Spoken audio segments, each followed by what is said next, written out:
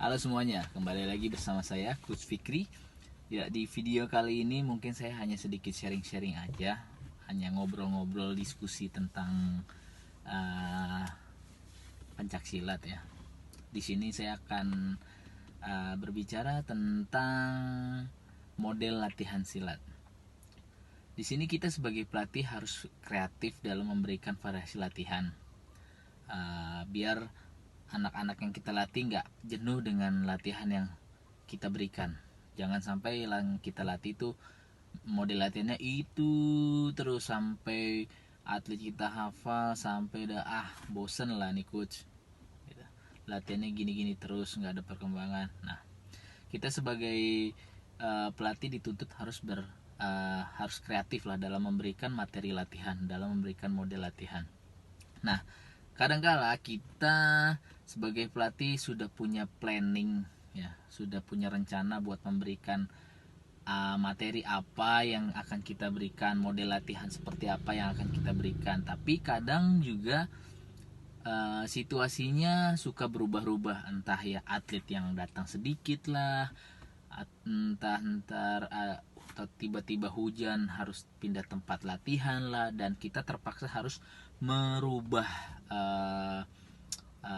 mungkin materi latihan kita atau model latihan yang sudah kita rencanain. Nah, di sini saya hanya memberikan beberapa model latihan yang mungkin teman-teman bisa pakai dalam melatih. Biasanya saya dalam melatih itu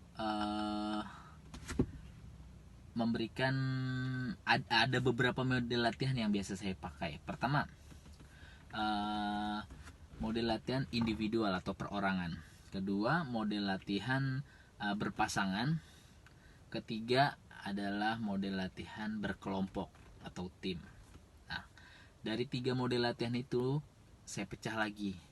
Ada yang tanpa alat, ada yang menggunakan alat. Kemudian juga kita bisa pecah lagi menjadi latihannya di tempat atau berjalan.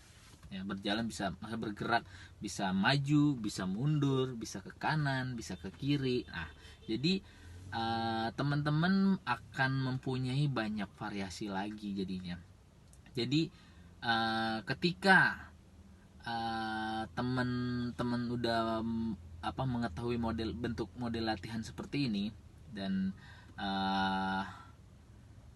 teman-teman akan merasa mudah dalam melatih. Walaupun apapun situasinya, ketika kita menguasai model latihan yang seperti ini, teman-teman akan dengan sangat cepat dan sangat mudah untuk merubah model latihan yang teman-teman akan berikan sesuai situasinya. Yang tempatnya kecil, kalau tempatnya kecil bagusnya pakai model latihan yang gimana ya. Nah, itu jadi yang teman-teman harus pahami ya. Model latihan perorangan atau individual bukan berarti latihan ini hanya untuk satu orang aja, enggak. Tetap misalkan rame-rame, tapi kita pakai dia tidak perlu melakukannya, cukup melakukan seorang diri, melakukan sendirian pun bisa. Nah, itu yang saya maksud perorangan. Misalkan cuma tendangan di tempat, nah itu yang tadi bilang perorangan tanpa alat, kemudian di tempat. Nah, biasanya mungkin kalau di tempat-tempat itu mungkin kebanyakan melakukannya basic teknik lah, pembentukan teknik yang awal-awal. Tapi nggak selalu juga, bisa aja drill di situ tapi melakukannya cepat, banyak pengulangan. Nah, itu salah satunya. Kemudian bisa menggabungkan dengan alat. Itu latihannya pakai sandbag, sandbag atau samsak. Nah, itu pun latihan individual tapi dengan alat, ya kan? Atau ladder, pakai ladder, dia buat ladder terus masuk teknik. Ya, dia harus gerakin, dia bergerak maju, mundur, ya kan? Habis buat ladder masuk teknik tendangan misalkan. Maju tendangan, mundur tendangan. Nah, itu salah satu bentuk latihan individual tanpa alat. Ada yang di tempat, ada yang bergerak, ya kan? Kemudian berpasangan. Berpasangan di sini adalah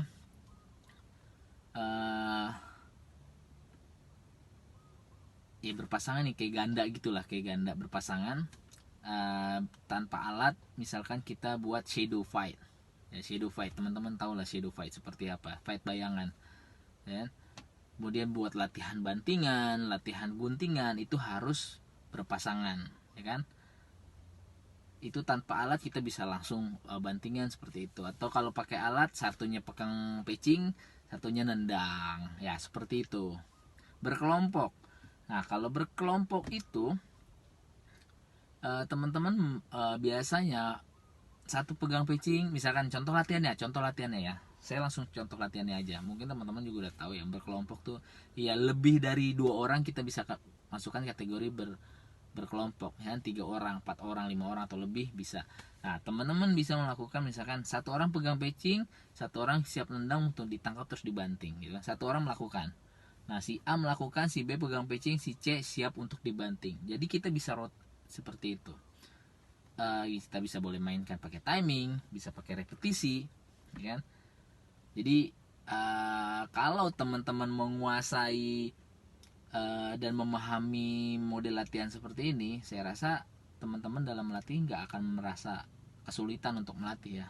Ingat sekali lagi, model latihan ya ini menurut saya yang biasa saya pakai ya. Ada model latihan individual, ada model latihan berpasangan, ada model latihan berkelompok.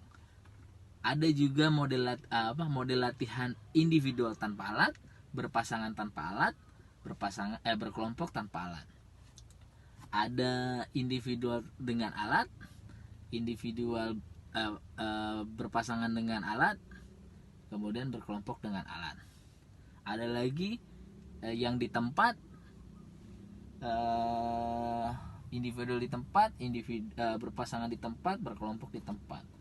Ada yang bergerak ya kan, tambah lagi individual bergerak, berpasangan yang bergerak, berkelompok yang bergerak. Jadi kita ada 15 variasi, dan itu ada 15 model latihan, dan di dalam model-model latihan itu kita bisa kembangkan variasi latihan sebanyak-banyaknya. Dan teman-teman seharusnya bisa kalau saya udah melis apa aja yang bisa saya, yang individual tanpa alat tuh apa aja, saya list.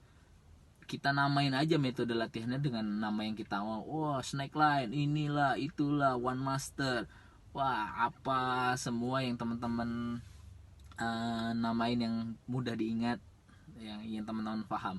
Jadi teman-teman dalam situasi apapun akan tetap bisa melatih dengan mudah dan cepat untuk merubah sesuai dengan situasi yang ada ya, berdasarkan tempat latihan, atau banyak sedikitnya atlet gitu kan, kurangnya sarana prasarana, cuaca hujan, harus merubah ini, itu teman-teman akan mudah melaluinya. Mungkin itu aja yang bisa saya sampaikan. Kalau ada kritik dan saran, tulis aja di komen. Saya senang kok ada orang ngasih masukan ke saya.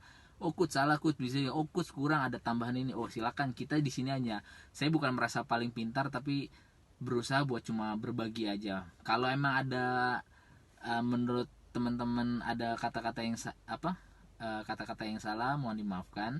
Kalau memang ini bermanfaat, silakan teman-teman pakai, teman-teman lakukan. Itu aja. Terima kasih. Sampai jumpa di video selanjutnya. Jangan lupa untuk like, comment, share, and subscribe ya. Ciao.